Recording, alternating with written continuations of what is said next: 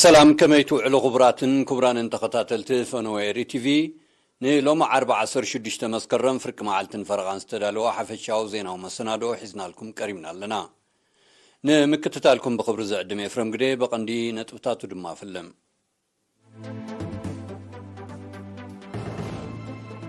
بريزيدنت إسياس أفورقي نمكتل منستر قدات وصا هندي تقبلو الزراري بوم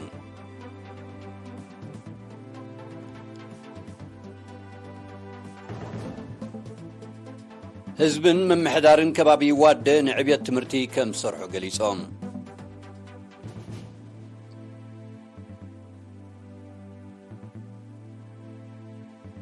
نوزوبا أقردة مرباح نهبي مجو سلازقنا بعتوك سرحلو مزخاخر غريبهم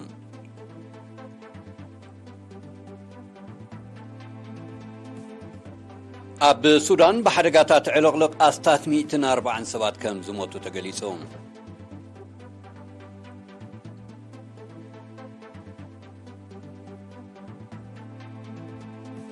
روسيان تشاينان زمدنا نمدفع زكايدو صعري كحيلو تسمامعين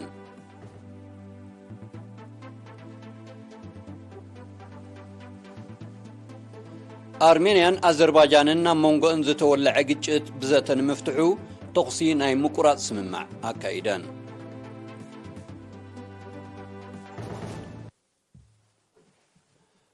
بريزيدنت إسياس أفورقي أبي إرترانا يكلت معالتات مبصح نزفت مكتل منستر قدات وصا هند تقبلو الزراري بوم غازيت انيا ليديا تغلى مريم زد دالو تصبصاب يسعب بريزيدنت إسياس أفورقي 15 مسكرم أب ساعتات دحر قطري نمختل منستر قدات وصا هندي مورال دحاران فيلان فيلي أب الدراش دندن تقبلو الزراري بوم بريزيدنت إسياس هبتا أقاتامي هندي حق إنيا مشارختي إرترا مخانا قليتو أبزر كبزي كلتين هاقرات كابز تحبابرالو حيالو عودتات تمرتي طعنا طاعتن حرشان اتوم قدامنت زوهابو مخانم تتغيسو بزيكازي إرتران هندن أب عودي ديبلوماسن أهقراوي مقاباياتاتنون متحببارن كحيلا تساماميعن أبتركب بوغن إيرترا منستر قدات وطاي أتو عثمان صالحن أما خاري بريزيدنت أتو يمانة قبرابن بوغن هند دما أمباسادر هند أب إيرترا شواش چاند ترخيبهم نيرام India and Eritrea have a very long history of friendship between people, between countries, and we have been cooperating and collaborating at the bilaterally, regionally as well as multilateral level. مختل منستر قدات وطا هندي مورال دحاران فيلان فيلي مس إيرينا أبز قبرو قال محتت إيرتران هندن ناينويح عامتات سرت زلوو شركنتاوي محزنتن متحققازن كمزت أنحن بمتقاس أب إيرتراز قبرو مبتحن مس بريزيدنت إسياس زكايدو ركبن نازي زدن فعن نقدميت زلفن مخانو قاليتوم مختل منستر قدات وطا هندي مورال دحاران فيلان فيلي أب ساعتات قدم قطرون مس منستر قدات وطاي أتو عثمان صالح تراخيبو أب تماساسالي زعباتات زتيو مختل منستر قدات وطا هندي مورال دحاران فيلان فيلي 4 مسكرميو أسمرا أتيو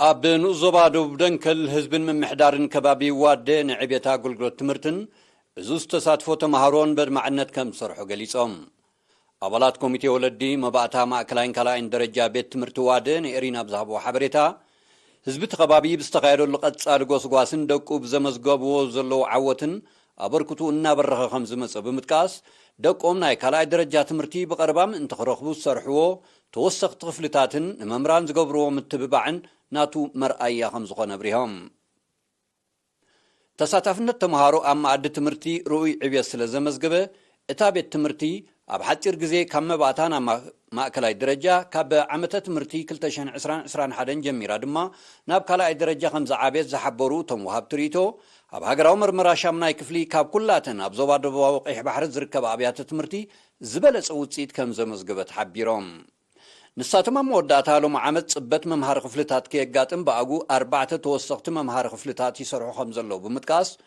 من محدار زبان چنفر منستر تمرتن زغبور لهم دغفا مسغينوم مباتا ماكلاين كلاين درجه بيت تمرت واده اب عمته تمرتي 2021 اب هاغراو مرمرا شامناي كفلي كابز ساتفو ابيات تمرتي زوبا دوباو قيح بحري ሚእታዊ ዘሕለፈት ኣብነታዊት ቤት ትምህርቲ እያ።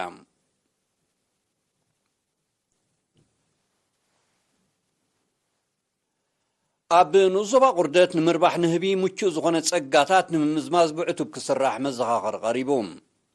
ወኪል ኤሪና ዓብዱ ያሲን ብመልክዕ ጸብጻብ ንዘዳለዎ ትሕዝቶ ዳናይት ገብሪ ህይወት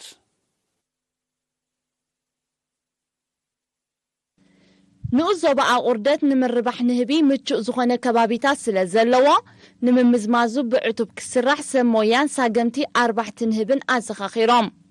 ኣብ ቤት ጽሕፈት ሕርሻቲ ንዞባ ተጸዋዒ ምርባሕ ደርሁን ንህብን መንእሰይ ክኸፍጹም ኣብ ዝሃቦ ሓበሬታ ኣብቲ ንዞባ ዓንበብቲ ኣግራብ ብብዝሒ ስለ ዝርከቡ ዓመታዊ ብርክት ዝበሉ 4 ንህቢ ካብ ዝተፈላለየ ከባቢታት ከም ዝመጹን ብርኩት ምህርቲ መዓር ከም ዝሓፍሱን ኣረዲኡ። ሎማ ዓመት ክራማት ካብ ወርሒ ሓምለ ክሳብ መወዳእታ ወርሒ ነሓሰ ኣብ ዝነበረ ግዜ ጥራይ 500 ቆፎታት ዝውንኑ 4 ንህቢ ናብቲ ከባቢ ከም እተንቀሳቐሱ ዝሓበረ መንእሰይ ኮኸብ ነበርቲ ነቲ ብሳገምቲ 4 ንህቢ ዝተዳሰሰ ትሕዝቶን ብሰብ ሞያ ዝወሃብ ምኽርን ተጠቒሞም ኣብ ምርባሕ ንህቢ ክነጥፉ ኣተሓሳሲቦም። ኣብዚ ንዞባና ተንቀሳቐስቲ ዝኾኑ ኣፍረይቲ ንህቢ ካብ ዞባ ማእኸል ዝመፁ ኣለውና። እዚኣቶም ካብ መጀመርታ ወርሒ 7 ሓምለ ማለት ይመጽኦም ኣብ መጀመርታ ወርሒ ነሓሰ 8 በጾምካ ዝወጽሉ ግዜ ማለት እዩ። ኣብዚ ዓመት እዚ ካብ 13 ኣፍረይቲ ኣስታት 509 ዝኸውን ቆፎ ሒዞም መጽኦም። እቶም ዝመጹ ዘለዉ ተንቀሳቐስቲ ኣፍረይቲ ንህቢ ካብ ግዜ ናብ ግዜ እንዳወስኹ ይኸዱ ኣለዉ። እዚ ከዓ እንታይ የርእየካ ኣብዚ ቦታ እዚ እቲ ኣብዚ ቦታ እዚ እቲ መፍረ ማለት እቲ ዓውዲ ክዓቢ ከም ዝኽእል ክኸውን ከም ዝኽእል ርኢና ኣለና ማለት እዩ። ጽቡቕ እቶት እውን ኣብ ዝሓለፈታት ረኺቦም ነይሮም እዮም። እዚ ናይ ሎማ ዓመት ብሰንኪ ብዝሒ ማይ እምበር እቲ እቶት ክርከብ ከም ዝከኣል ተረዲእናን ፈሊጥናን ኣለና። 4 ንህቢ ብወገኖም እቲ ከባቢ ብዝውንኖ ጸጋታት ሃብቲ ገረብ ንምርባሕ ንህቢ ምቹእ ምዃኑ ክግንዘቡ ከም ዝኽኣሉ ብምጥቃስ ብሰብ ሞያ ሕርሻ ክትትልን ሞያዊ ምኽርን እናተገብረሎም ጽቡቕ ግዜ ከም ዘሕልፉ ገሊጾም። ተጸዋዒ ምርባሕ ደርሁ ንህብን መንእሰይ ክኸፍጹም ኣብ መወዳእታ ሳገምቲ 4 ንህቢ ኣብ ምጉዓዝ ኮነ ግዜያዊ ስፍራ ኣብ መሓዝ ዕንቅፋት ከየጋጥሞም ኣቐዲሞም ንዝምልከቱ ኣካል ክሕብሩ ነበርቲ ናይቲ ከባቢ ድማ ኣብ ከባቢኦም ንዘሎ ብልጫታት ምርባሕ ንህቢ ኣብ ረብሖኦም ንምውዓል ኣብቲ ዓውዲ ክነጥፉ መኺሩ። ኣብ ዞባ ደቡባዊ ቀይሕ ባሕሪ ናብ 10 መስከረም ኣብ ዘውግሐ ለይቲ ብሰንኪ ዝወቕዐ ብርቱዕ ዝናብ ዝዓነወ መስመራት ማሕበራዊ ኣገልግሎት ጽገና ይግበረሉ ኣሎ። ብሰንኪ ሓደጋ በከተማ ዓሰብ ኣገልግሎት ኤሌክትሪክን መስመር ጽሩይ ስተማይን ክቋረጽ እንከሎ ልዕሊ 20 መንበሪ ኣባይቲ ብውሕጅ ብምዕለቕላቑ ኣብ ውሽጡ ዝነበረ ንብረት ካብ ጥቕሚ ወፃኢ ከም ዝኾነ ኣብ ጽርግያታት ድማ ዕንወት ከም ዝወረደ ወኪል ኤሪና ሓቢሮም። ንዝተቋረጸ ኣገልግሎታት ንምጽጋን ብዝተወስደ ቁልጡፍ ስጉምትን ብዝተገብረ ሓያል ጻዕርን ድሮ ኣገልግሎት ኤሌክትሪሲቲ ዳግም ክጅምር እንከሎ ኣገልግሎት መስመር ጽሩይ ስተማይ ብማሽነሪ ዝተደገፈ ጽገና ይካየደሉሎም። እዚ ከምዚ ኢሉ እንከሎ ኣብ ዕዲ ንዞባ ማእከል ደንካልያ ኣብ ባሕሪ ዝነበረ ጃልባ ብበርቂ ተሃሪማ ክትዓኑ እንከላ ኣብ ገማግም ባሕሪ ዝነበራ ጀላቡ ከፊላዊ ጉድኣት ከም ዝወረደን ከምኡን 16 ኣባይቲ ብውሕጅ ከም ዘዕለቕለቐ ካብቲ ቦታ ዝበፅሐና ሓበሬታ ኣፍሊጦም። ብተመሳሳሊ ኣብ በይሉልን ሓርሲለን ንዞባ ደቡብ ደንካልያ ኣብ መንበሪ ኣባይቲ ጉድኣት ወሪድሎም።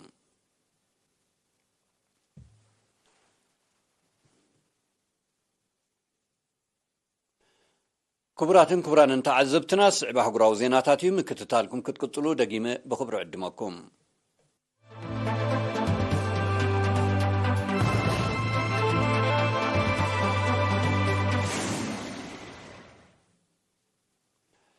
ኣብ ሱዳን ብሰንኪ ሓደጋታት ዕልቕልቕ ዝወረደ ሰብኣውን ዋታውን ክሳራታት ምስ ናይ ዝሓለፈ ወርሒ ክነጻጸር እንከሎ ብኣስታት ዕጽፊ ከም ዝወሰኸ ተገሊጹ። ብመሰረት ጸብጻባት በቲ ተፈጥራዊ ሓደጋ ኣስታት 140 ሰባት ክሞቱ እንከለዉ ልዕሊ 17,000 ኣባይቲ ከም ዝዓነወ ተፈሊጡሎም።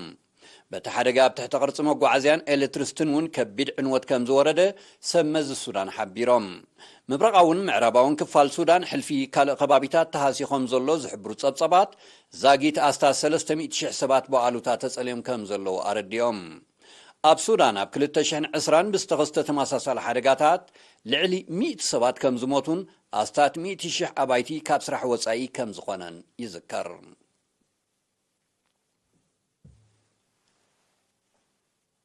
ሩስያን ቻይናን ኩሉ መድያው ዝምድናን ንምድንፋዕ ዘካይዶ ጻዕሪ ከሕይልኦ ተሰማሚዐን። እቲ ስምምዕ መራሕቲ ክልቲኣተን ሃገራት ጎኒ ጎንቲ ትማልን ሎምን ኣብ ኡዝቤኪስታን ኣብ ዝተቃንዐ ዋዕላ ሃገራት ውድብ ሻንጋይ ኣብ ዘካየድዎ ርክብ ተበፂሖም። ፕሬዚደንት ሺ ጂንፒንግ ፕሬዚደንት ቭላድሚር ፑቲንን ኣብ ትርክብ ኣብ ወተሃደራዊ ጸጥታዊ ንግዳዊ ሕርሻውን ካልእን ጽላታት ብሓባር ክሰርሑ ተረዳድዮም ኣለዉ። ብዘይካ ዝኽልቲኦም መራሕቲ ሃገራቶም አንጻር ዕብለላ ሃገራት ምዕራብ ብሓባር ክሰርሓ ኣብ ትርክብ ተሰማሚዖም። ፕሬዚደንት ሺ ጂንፒንግ ፕሬዚደንት ቭላድሚር ፑቲንን ኣብ ጉዳይ ኩናት ዩክሬንን ቅልውላው ደሴት ታይዋንን እውን ከም ተመያየጡ ተገሊጾም። ኩሉ መድያው ዝምድና ሩስያን ቻይናን እናደንፍዐ ይመጽእ ከም ዘሎ ጸብጻባት ይረድኡ።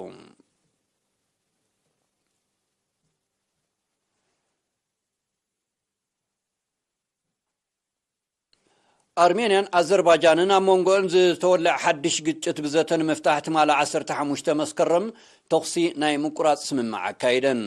እቲ ስምምዕ ክሳብ ሎም 16 መስከረም ጸኒዑ ከም ዘሎ ዝሕብሩ ናይ ቀረባ ተዓዘብቲ ኣብ ዶባተን ዝጸንሐ ወተሃደራዊ ወጥሪ ብኸፊል ሃዲኡ ከም ዘሎ ኣረድዮም። ኣርሜንያን ኣዘርባይጃንን ዝወሰድኦ ተኽሲ ናይ ምቁራጽ ስጉምቲ ንጸጥታ ናይቲ ከባቢ ከይተረፈ እወታዊ ምዃኑ ዝገለጸ ውድብ ሕቡራት ሃገራት ዳግማይ ተጻብኦታት ካብ ምክያድ ክሕየባ ጸዊዕሎም።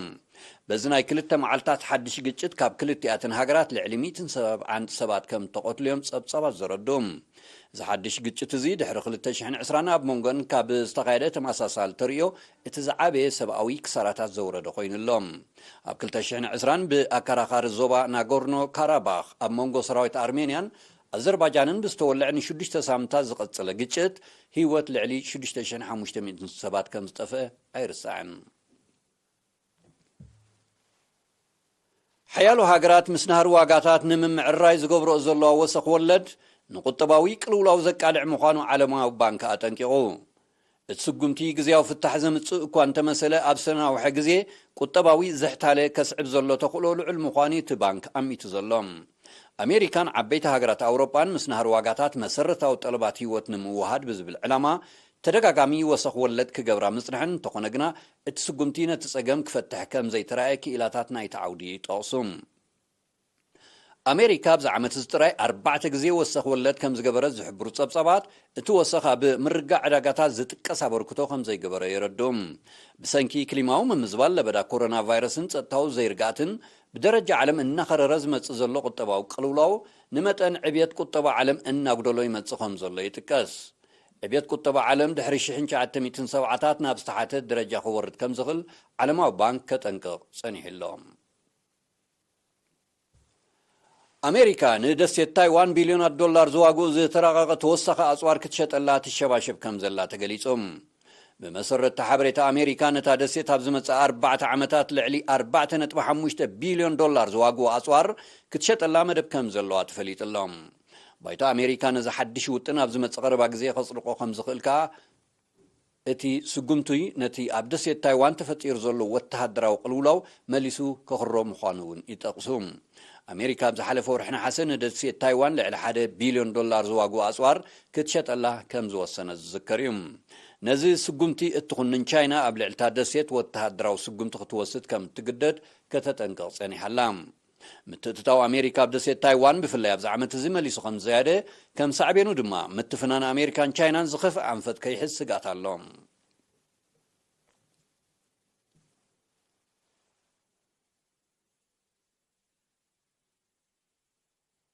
መንግስቲ ማሊ ቀይድዎም ንዘሎ ወተሃደራት ኣይቬሪ ኮስት ብህፁፅ ክፈትሕ ንዝቐረበሉ ጻውዒት ነጺግዎም።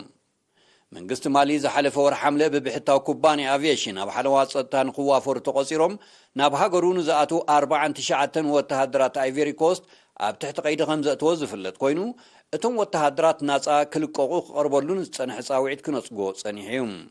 መንግስቲ ኣይቬሪ ኮስት ወተሃደራቱ ከም ኣካል ናይቲ ዓቃብ ሰላም ሰራዊት ውድብ ሕቡራት ሃገራት ኣብ ማሊ ዘካይዶ ጸጥታዊ ንጥፈታት ንምስልሳል ከም ተላእኹ ብምሕባር ኣብ ልዕሊኦም ዝተወስደ ስጉምቲ ሕጋዊ ከም ዘይኮነ እዩ ዝወቅስ። ይኹን እምበር መንግስቲ ማሊ እቶም ወተሃደራት ንተልእኾኦም ዘረጋግጽ ሰነድ ከም ዘይረኸበሎም ብምጥቃስ ንሃገሩ ጸጥታዊ ስጋት ምዃኖም እዩ ዝገልጽ ዘሎ።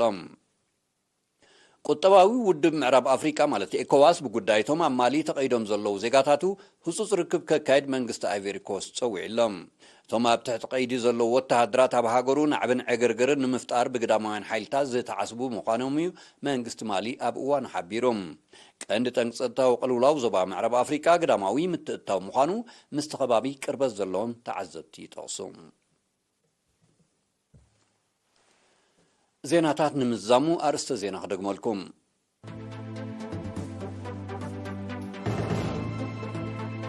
ፕሬዝደንት ኢሳያስ አፈወርቂ ምክትል ሚኒስተር ጉዳያት ወጻኢ ህንድ ተቀቢሉ አዘራሪቦም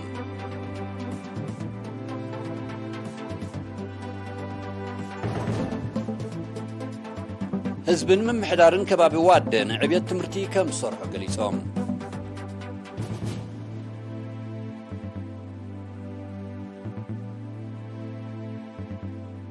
ንዞባ ቁርደት ምርባሕ ንህቢ ምቹእ ስለ ዝኾነ ብዕቱብ ክስራሓሉ መዘኻኸሪ ቀሪቦም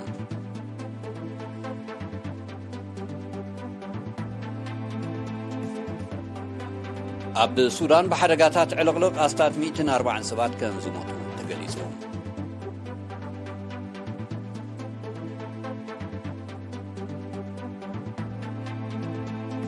ሩስያን ቻይናን ዝምድናን ንምድንፋዕ ዘካይዶ ጻዕሪ ከሕይሎ ተስማሚዐን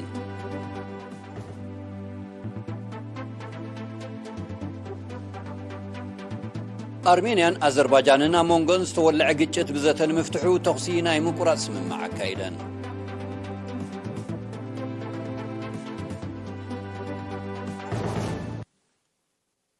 ባርከስ ክቡራንን ተኸታተልትና ነሰዓት እዚ ዝተዳለወ ሓፈሻዊ ዜናታት ኣብ ዝተዛዚሙሎ ብወገና ብሩኽ መዓልቲ